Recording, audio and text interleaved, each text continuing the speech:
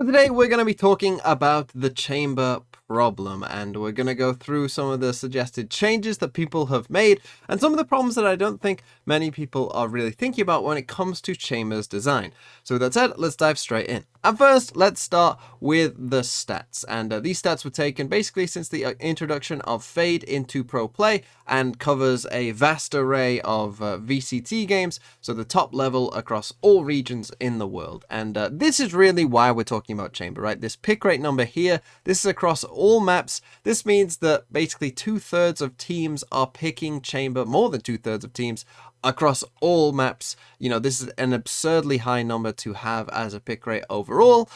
But when we actually look at the non-mirror, that's what NM stands for, and a non-mirror game is where one team has picked chamber and the other team did not pick chamber, you can see that his win rate actually is 50%, right? And a completely average win rate, and his non-mirror round win rate, so this is looking at all of the rounds even that chamber has played in across these games where one team has picked chamber and the other has not, which is still a very large sample size, by the way. You could see that it really isn't that great. It's just 50%, 0-4, right? So pretty much 50% for both of them. So it seems quite average. So what does this mean? Well, it means that chamber is warping the meta around him, right? You are obviously expecting to see chamber when you are a pro team going into a game. You're expecting that a chamber is going to be on the other team or on your team as well. And so you're gonna have to have a plan for how you're going to defeat that chamber, because you're expecting that a chamber will be there most of the time. So chamber is meta warping. However, it does seem that he does have counters or situations where he might struggle a bit more, as we can see by the kind of average win rate, right? We know he's very strong, that's why his pick rate is so high, but it does seem that you know, there are ways that you can kind of mitigate chamber somewhat, and you know, gain an advantage in some situations as well, and that's why the win rate looks very average, right? And this was particularly true after his first nerf as well, where one trademark got removed, so he only had one left. And let's talk about that first nerf quickly, because I know that a lot of people were quite confused when that nerf came about, right? They thought, well, that's not really the thing that is making chamber super strong in terms of his, you know, the main thing that people go to when they think of chamber and wanting a nerf is his ability to get a kill and teleport away and can't ever be traded. That's what the frustration mostly comes from. So when Riot decided to remove a trademark, one of his traps, from chamber, a lot of people saw that as a weird nerf, but this is really why they did it. It was almost more of a design decision rather than a nerf. Obviously it was a nerf as well, but really I think it came down to a more of a design decision. And here I've got like the kind of Venn diagram that I drew for the design of the Sentinels, right? And here in grayscale you've got the old chamber that was kind of in the middle, but by doing the nerf that they did, they wanted to push him out here, right? So that he wasn't basically stepping on the toes of Cypher and Killjoy in particular.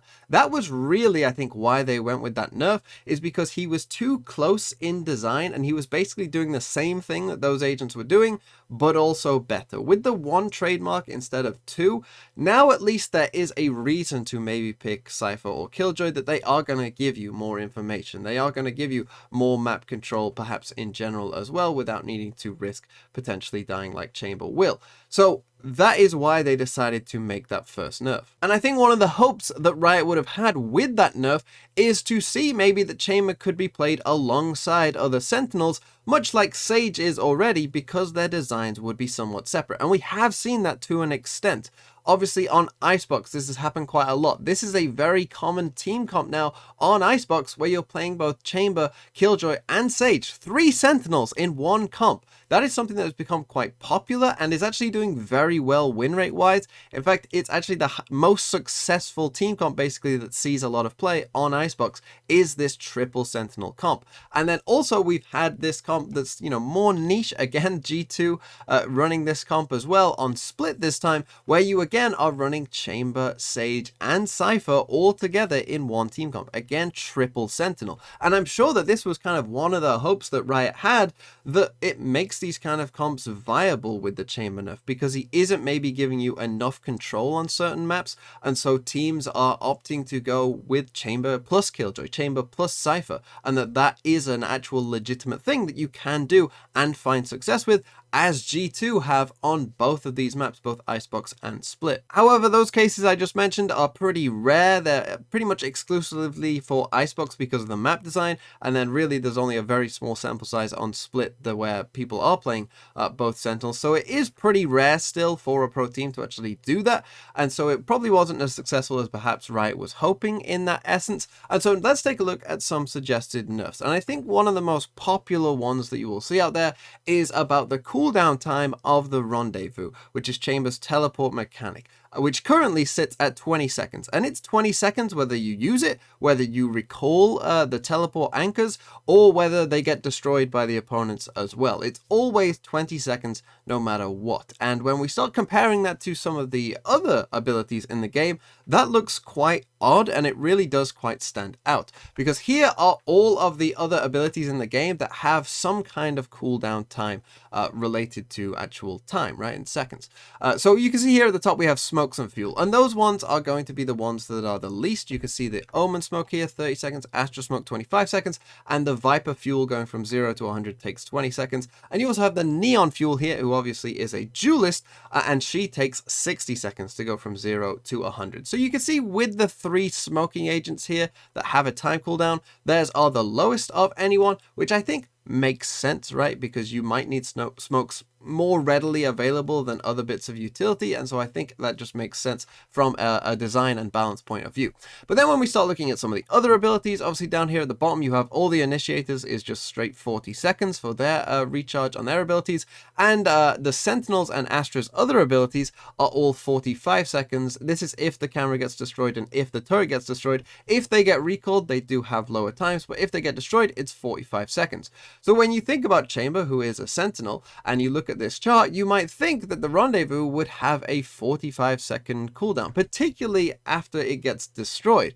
And honestly, I have no idea why that is the case. I have no idea why 20 seconds is what they chose for this. It honestly seems like a bit of a design oversight, in my opinion, because it doesn't make sense with what's going on in the rest of the game, just from a design standpoint. Forget balance. Just from a design standpoint, I don't think having the Rendezvous at 20 seconds really makes that much sense at all. And I would be surprised, if not shocked, if they didn't change this so that if you recall them, sure, it's 20 seconds. But if they get destroyed or if you use it, it should be 40 to 45 seconds. And then here are some other suggested nerfs that I have seen about. I'm not going to say that I am in love with really any of these nerfs, but, you know, I'm sure that some of you will like some of them and be like, oh yeah, this would be good if they did that. You know, things like this, like changing the slow field effect times for both the Tour de Force and trademarks, less bullets for the Tour de Force and Headhunter, the Rendezvous anchors can't be moved or recalled, the Tour de Force becomes an 8-cost ult, damage fall off for the Headhunter similar to a Sheriff. All of those different things, and a lot more that people have suggested as well, have all been suggested at different times, and I think they all have different merits depending on exactly what you think the problem with Chamber is. However, I do think there is one unique problem that people aren't talking about when it comes to Chamber, and that is his overall relationship with the operator. And this, especially when it's put into the right hands, can be a game-defining trait for him to have. The operator, unlike any other gun in the game, is a straight one-shot to kill at the body at any range. The downsides are that it's the most expensive gun in the game and also has a long equip time and very low rate of fire. This means if you miss your first shot, you could be in trouble, but Chamber ignores this by using his teleport to get away. The problem is that this ability is at the core of Chamber's design, and so it's unlikely Riot will want to hurt Chamber too much in this department, as it's what the agent was designed to do. However, without changing this part of Chamber's kit, he will always have a unique relationship with an extremely powerful tool in the game, meaning his staying power in the meta might be very difficult to reduce. However, Riot could go down a more extreme path to try and alleviate this problem. And what I'm talking about here, and I haven't really seen many people talk about this, is actually changing the balance of the operator.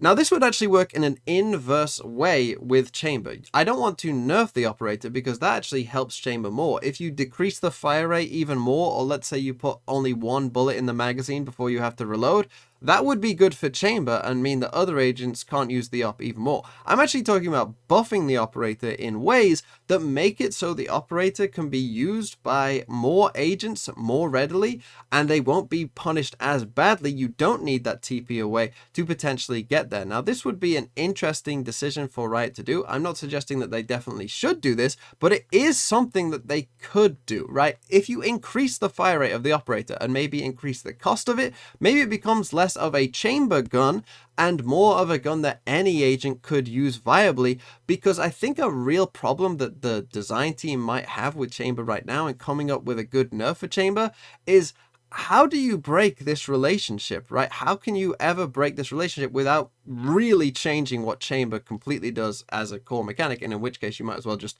say we're completely redesigning the agent, right?